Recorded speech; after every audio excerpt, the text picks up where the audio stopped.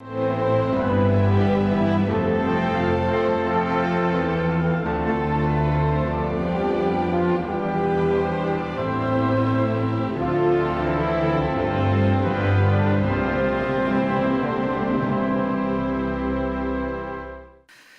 저는 가정을 지키는 사람들이라는 제목으로 말씀을 통해서 함께 귀한 은혜 나누는 시간 갖기를 원합니다. 저에게 어떤 지인 한 분이, 장로님이 카톡으로 글을 이렇게 가끔 보냅니다. 근데 마침 어제 미국에서 들어오는데 이 카톡이 들어왔어요. 제가 감동이 되었습니다. 그래서 인터넷을 찾아보니까 그분도 거기서 가져와서 퍼나르기를 한 것을 보았습니다. 가정의 달을 시작하면서 두 사람을 소개하려고 그래요. 한때 탈옥수로 온 나라를 떠들썩하게 했던 사람 있죠. 신창원이라는 사람입니다. 97년 1월 20일 부산 교도소를 탈옥했다가 2년 6개월 만인 1999년 7월 20일에 검거가 됩니다. 신창원의 항변 기록이 99년 9월 책으로 묶여 나왔어요. 이 책은 신창원이 진 게 아니고 그의 변론을 맡고 있었던 엄상익 변호사가 그것을 기록하고 정리한 책입니다. 신창원 씨는 이 책에서 어린 시절의 기억과 무기수가 되기까지의 과정, 탈옥 동기와 교도 행정에 대한 비판, 검거되어서 뒷이야기, 검거된 후에 그 뒷얘기 등 이 사건에 대한 자신의 항변을 거기에다 낱낱이 담았습니다. 어린 시절 어머니가 간암으로 돌아가셨고 매우 가난하고 불우한 가정 환경에서 자랍니다. 새엄마가 들어왔지만 새엄마는 동생이 아무리 아파도 모른 척을 하는 거예요. 화가 난 신창원이 하루는 부엌칼을 들이대고 오늘 내로 집을 나가라고 새엄마를 협박을 합니다. 계모는 그날로 집안의 폐물을 챙겨서 집을 나갔고 신창원은 그날 아버지로부터 죽도록 얻어맞습니다. 초등학교 6학년 때는 서울로 도망갔다가 가출 소년으로 잡히기도 했습니다. 중학교에 들어가면서 가난한 집안 사정 등으로 친구들에게 따돌림을 받고 담임 선생님으로부터 야단 맞는 횟수가 잦아지면서 학교를 포기하게 됩니다. 6년 뒤인 1982년부터 소년원과 교도소를 들락거리기 시작을 해요. 중학교를 중퇴한 신창원은 1982년 2월 절도죄로 김제경찰서에 붙잡힙니다. 경찰이 훈방 조치를 했는데 신창원의 아버지는 아들의 버르장머리를 고친다고 다시 끌고 와서 소년원에 보내달라고 사정을 합니다. 그래서 소년원에 송치가 되어집니다. 그런데 신창원은 오히려 이 사건으로 인해서 본격적으로 반항적인 인생을 살아요. 신창원은 소년원에 들어가면서 마음을 돌이킨 것이 아니라 오히려 또 다른 범죄를 배우고 계속해서 범행을 하게 됐다고 그래요. 감옥에 한 번씩 갔다 올 때마다 그의 범죄는 나날이 담대해졌고 결국에는 강력 범죄까지 저지르게 되었습니다. 신창원의 907일의 고백에서 신창원은요, 자신이 범죄자가 된 계기를 밝히는데 초등학교 5학년 때 학비를 못 내자 담임 선생님이 이 새끼야 돈 안 가져왔었는데 뭐하려 학교 와, 빨리 꺼져, 이렇게 담임 선생님이 소리를 쳤는데 그 순간 자신의 마음속에서 악마가 태어났다 이렇게 고백을 해요. 지금 나를 잡으려고 군대까지 동원하고 엄청난 돈을 쓰는데 나 같은 놈이 태어나지 않는 방법이 있다. 내가 초등학교 때 선생님이 너 착한 놈이다 이렇게 머리 한 번만 쓰다듬어 주었으면 여기까지 오지 않았을 것이다.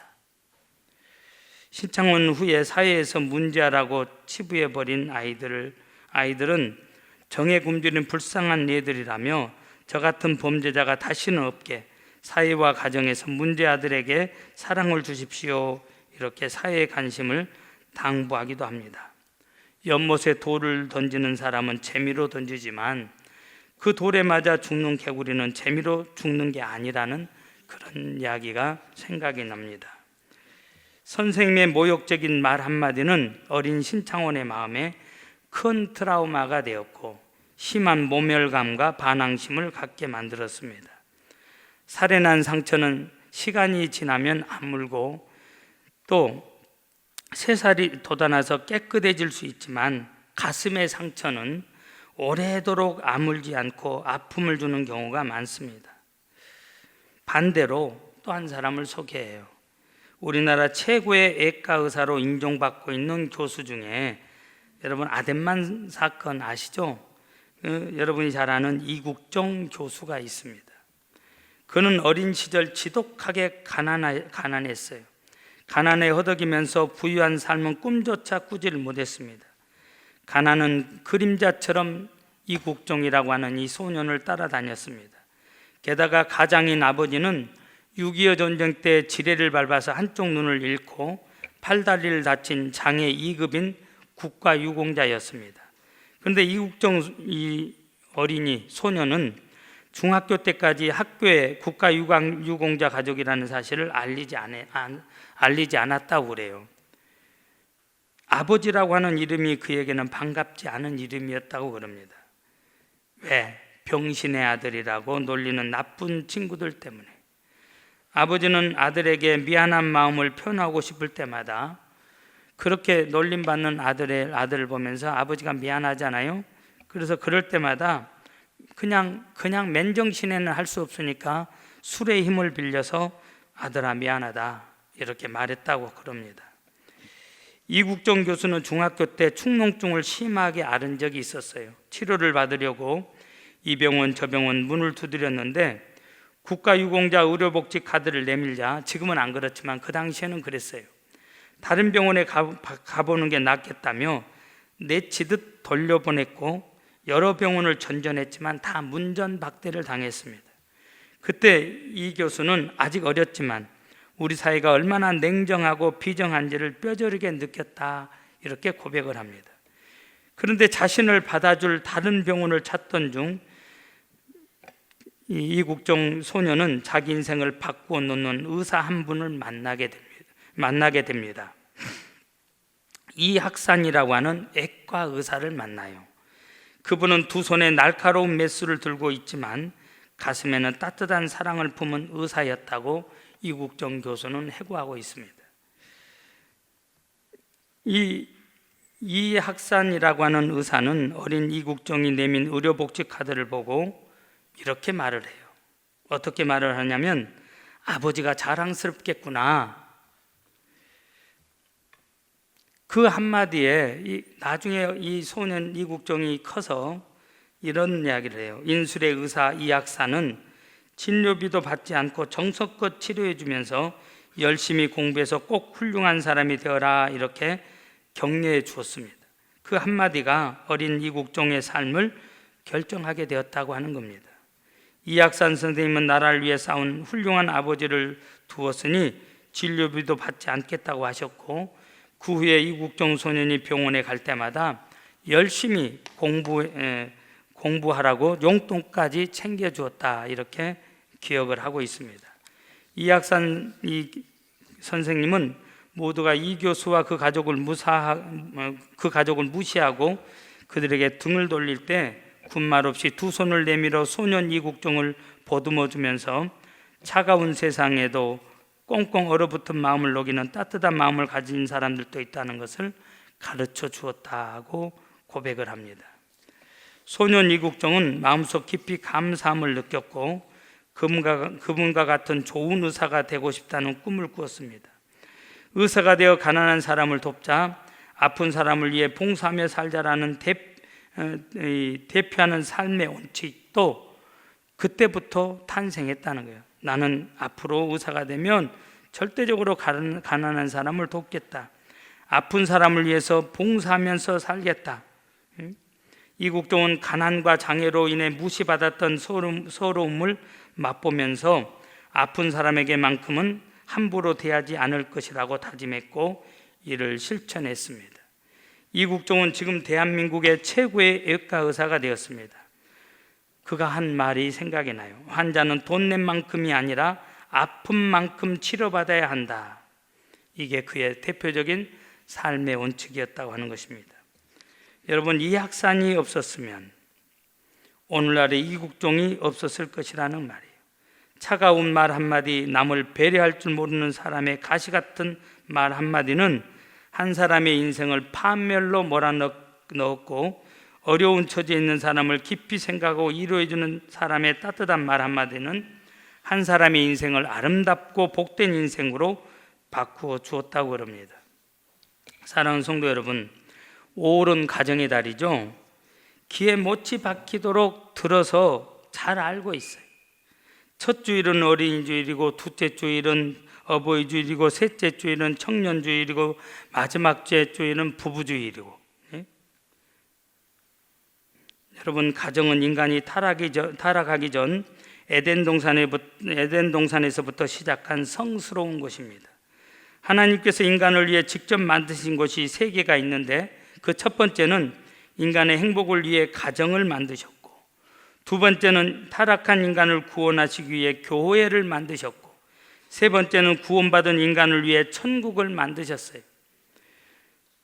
여러분, 그래서 가정과 교회와 천국은 동떨어져 있는 게 아닙니다. 상호 연관을 가지고 있어요. 예수님께서도 교회와 천국을 설명하실 때 가정의 영어와 관계를 인용을 하고 계십니다. 하나님을 아버지로, 성도를 자녀로, 예수님을 신랑으로, 교회를 신부로, 천국을 집으로 설명을 하고 계세요. 이러한 비유적인 설명을 통해서 우리가 깨달아야 할 것은 가정이 하나의 작은 교회가 되어야 하고 동시에 작은 천국이 되어야 된다고 하는 것입니다. 그렇지만 실제 우리들의 가정은 어떠합니까? 가정이 교회처럼 신앙의 보금자리가 되고 있습니까? 가정이 천국처럼 사랑과 행복의 보금자리가 되고 있느냐 하는 말씀이에요. 천국의 모형이 되어야 될 가정에 위기가 생기고 있습니다. 부부간의 이혼이 급증하고 있고, 탈선하는 자녀들이 많아지고, 고독한 노부모들이 참 많아요. 여러분, 제가 캐나다 밴프에 갔더니 그분들이 그렇게 말해요. 천국에는 1000당이 있다면 이 지상에는 999당인 밴프가 있다. 여러분, 정말 그들의 말대로 밴프는 아름다웠어요. 카메라 앵글 아무데나 들이밀어도 작품이 나올 정도로 그렇게 아름다워서, 공기도 맑고 그 로키 산맥 한 자락 중심을 차지하고 있는 이 밴프가 얼마나 아름다웠는지 모릅니다. 그리고 우리는 작은 부분을 자랑하지만 거기는 광대함, 전체가 아름다움이에요. 얼마나 광대하고 얼마나 크고 아름다운지 가는 곳마다 그냥 입이 벌어지도록 만들었습니다. 근데 신기한 것은 하나님이 지으신 그 대자연 속에 살면서도 그 세계를 선물로 허락하신 그 자연을 지으신 하나님을 모르는 사람들이 거기에 너무 많다고 하는 거예요. 여러분, 회복되어야 되는 가정이 갈수록 파괴되어지고 어디서부터 손을 대야 될지 모르는 그런 때를 우리가 지금 살아가고 있습니다. 교회와 가정은 그냥 만들어질 수가 없어요. 여러분, 예수님께서 찔리시고 상하시어 피가 흐른 다음에야 교회가 세워졌고, 아담에게서 갈비뼈가 뽑혀진 다음에야 가정이 만들어졌어요. 다른 것은 하나님이 말씀으로 다 만들었어요. 쉽게 빛이 있으라, 그러니까 빛이 있게 되었어요. 그러나 여러분, 교회는 그렇게 만들어지지 않았습니다. 가정도 마찬가지. 거기에는 엄청난 희생, 엄청난 대가를 지불하고 만들었다고 하는 것입니다. 여러분, 가정의 중요성에 관해서 아무리 강조해도 지나침이 없습니다. 우리의 허물과 우리의 부족, 우리의 죄악 등으로 말미암아 오늘 이 땅에 많은 가정들이 신음하고 있어요. 교회들이 아파하고 있습니다. 오늘 교회가 많은 비난의 대상이 되고 있어요. 그럼에도 불구하고 가정이 없는 세상, 교회가 없는 세상은 상상할 수가 없다고 하는 이 사실을 여러분 기억하시길 바랍니다. 예수님께서 이 땅에 오셔서 공식적으로 행하신 첫 번째 기적이 아시죠? 가나의 혼인잔치에 가셔서 물로 포도주를 만드신 사건입니다. 결혼을 통해 탄생된 가정에 복을 주신 거예요. 여러분, 신앙생활이라고 한 것은 뭡니까? 다시 말하면 곧 행복하게 사는 것입니다. 이것을 예수님이 친히 가셔서 가르쳐 주시면서 주님의 역사를 시작하고 계신 것을 볼 수가 있습니다. 여러분, 이 땅의 종교들 가운데 가정의 중요성을 모르는 종교들이 허다합니다. 가정을 버리고 수도하기 위해 입산함으로 시작된 종교도 있습니다. 가정을 파기하고 수도하여 무엇을 얻겠다는 것입니까?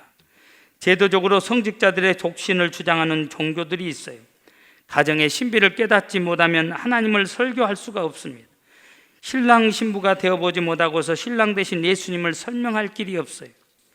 복음적인 기독교는 가정을 대단히 중요시합니다. 인간 행복의 비밀을 하나님께서 가정 안에 숨겨두셨기 때문에 그렇습니다. 교회는 영혼을 살리는 것이요, 인간으로 하여금 행복하게 살도록 돕는 것입니다. 교회가 이 일을 계속하는 것이 선교예요. 교회는 이 두 가지를 분리할 수가 없습니다. 이것은 동시에 계속 되어져야 될 일입니다. 그러므로 교회는 영혼을 살리는 일과 행복하게 살도록 도와주는 일을 최우선 과제로 삼아야 됩니다. 사랑하는 여러분, 가정은 어떤 곳입니까? 하나님이 우리에게 허락하신 가정, 에덴은 어떤 곳입니까? 오늘 본문은 몇 가지를 말씀해 주고 있는데요. 첫째가 창조의 완성입니다. 하나님은 천지 만물을 창조하시고 아름다운 세계에서 인간이 살도록 하셨습니다. 그런데 인간은 행복하게 살 수가 없어서 이유가 뭐예요? 아담이 홀로 있었기 때문에. 아담이 홀로 있었다는 것은 그곳에 가정이 없었다는 것입니다. 그래서 하나님은 사람을 위해서 가정을 창조하십니다. 그래서 가정은 제2의 창조라고 그래요. 그리고 창조의 완성이라고 그럽니다. 하나님은 천지 창조보다도 아담과 하와의 가정의 이 창조를 더 중요시 하셨다는 말씀입니다. 아담의 뼈를 취하여 하와를 창조하시고 가정을 세우시며 여기에서 인간을 위한 하나님의 뜻이 이루어졌기 때문에 그렇다는 말씀이에요. 두 번째, 행복의 현장입니다. 성경은 행복한 가정의 시작을 창세기 2장 18절에서 말씀하고 있어요. 여호와 하나님이 이르시되 사람이 혼자 사는 것이 좋지 아니하니 내가 그를 위하여 돕는 배필을 지으리라. 여러분, 하나님께서 천지를 창조하시고 보시기에 좋았으나 아담이 홀로 있는 것은 좋지 않았다는 거예요. 다시 말하면 인간의 고독 때문에 하나님이 보시기에 좋지 않았습니다. 홀로 있는 것은 가정이 없다는 것, 홀로 있는 것은 행복할 수 없다는 것입니다. 하나님은 인간을 행복하게 살라고 창조하셨는데 아담 혼자 있는 것을 보시자 좋지 않았던 것입니다. 그러므로 인간의 행복한 삶을 위해서 하나님은 한 여자와 한 남자를 창조하신 겁니다. 여러분, 인간의 행복한 삶은 어디에 있어요? 가정에 있어요. 가정을 떠나서는 행복할 수가 없습니다. 그래서 가정은 창조의 핵이요 창조의 완성이다 그러는 겁니다. 세 번째, 여러분, 가정은 어떤 것이에요? 보화가 있는 것이에요. 여러분 남편에게 뭐라고 불러요? 누가 아빠 그러십니까? 여보. 같을 여자, 보배로울 보자, 보배와 같다는 뜻이에요. 당신은 보배와 같습니다. 당신은 보배와 같습니다. 그래서 여보예요. 맞아보세요. 여보. 이걸 잘 못해가지고 제가 늘 거꾸로 시키잖아요. 보여 요애랑사, 여보 사랑해요를 그냥 시키면은 어색해하니까 보여 요애랑사 그러잖아요. 여보 사랑해요. 옆 사람 보세요. 여보 사랑해요 라고 말하자. 집에 가서 하시라 이 말이에요. 여러분, 가정은 삶의 터전이에요. 가정은 하나님의 영광이 나타나는 유일한 곳이요 인간이 행복하게 살 수 있는 삶의 터전입니다. 인간이 사는 곳을 집이라고 그래요. 여기서 집이란 건물이 아니고 삶의 터전을 말하는 겁니다. 가정은 인간이 사는 삶의 터전. 우리가 보통 아내를 부를 때, 제가 제 친구 있는 데서 우리 집사람이라고 했더니 아이고 20세기 19세기 사람이라고, 무슨 아내라고 그러라고. 근데 여러분, 두 개 다 틀린 게 아니에요. 집사람이라고 하는, 집이라고 하는 의미를 알면 이거는 시대하고 상관이 없어요. 여러분, 집은 세 가지 의미가 있잖아요. 집은 쉬는 안식처고, 사람이 사는 곳이고, 그리고 사랑을 나누는 것입니다. 가족들은 직장에서 일하고 집으로 쉬러 가잖아요. 남자는 사랑하는 아내를 만나고, 자녀들은 어머니를 만남으로써 쉼을 얻기 위해서 집으로 돌아오는 겁니다. 그래서 가정은 쉼터입니다. 사랑하는 사람이 있는 곳이면 그 집이 쉬는 곳이요 가장 행복한 곳이에요. 그래서 아내를 보고 집사람, 여러분 어린아이가 집에 왔을 때 제일 먼저 부르는 게 뭐예요? 엄마를 불러요. 아빠 하고 오는 아이는 이상한 아이예요. 엄마예요, 엄마. 왜? 엄마 이름만 불러도, 엄마가 이름만 불러도 좋고, 엄마가 거기서 오냐 아들아 반응만 해줘도 쉼을 얻습니다.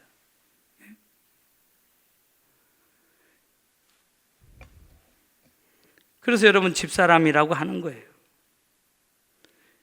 또 여러분 아내라는 말은 무슨 뜻인지 아시죠? 아내, 집안의 해라는 뜻입니다. 집안의 해라는 뜻을 아내라고 그래요. 아내 해. 이것을 그냥 아내로 이렇게 부르는 거예요.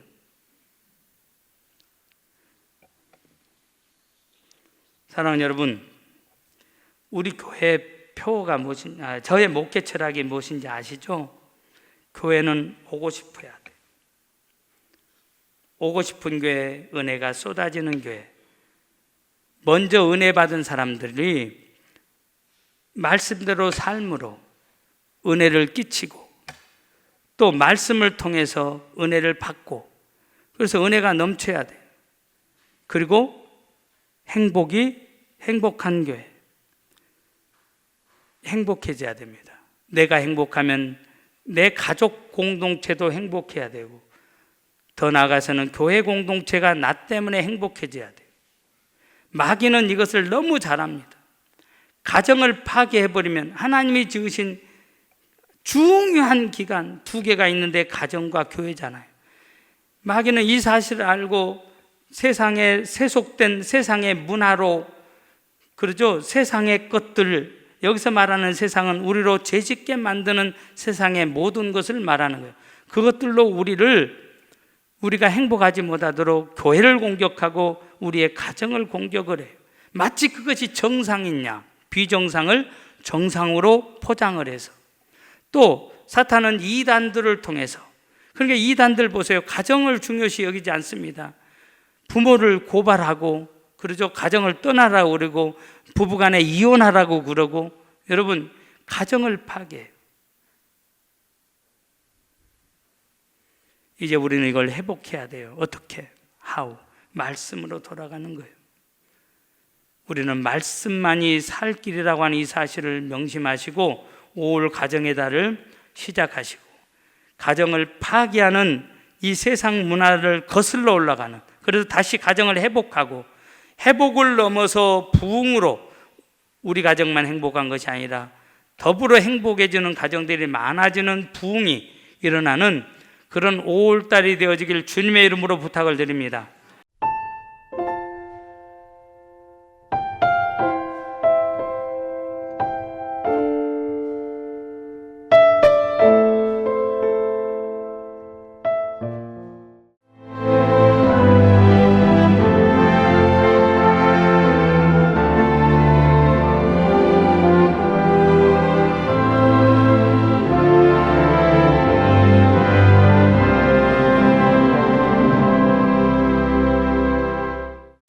여기 대한민국 사람 누구나 사랑하는 섬이 있습니다. 천사섬 신안 보랏빛 퍼플섬. 보랏빛 길과 보랏빛 지붕과 보랏빛 향기에 가득한 라벤더까지 보라 세상의 모든 보랏빛을 만나시라 섬 라벤더 축제를 천사섬 신안.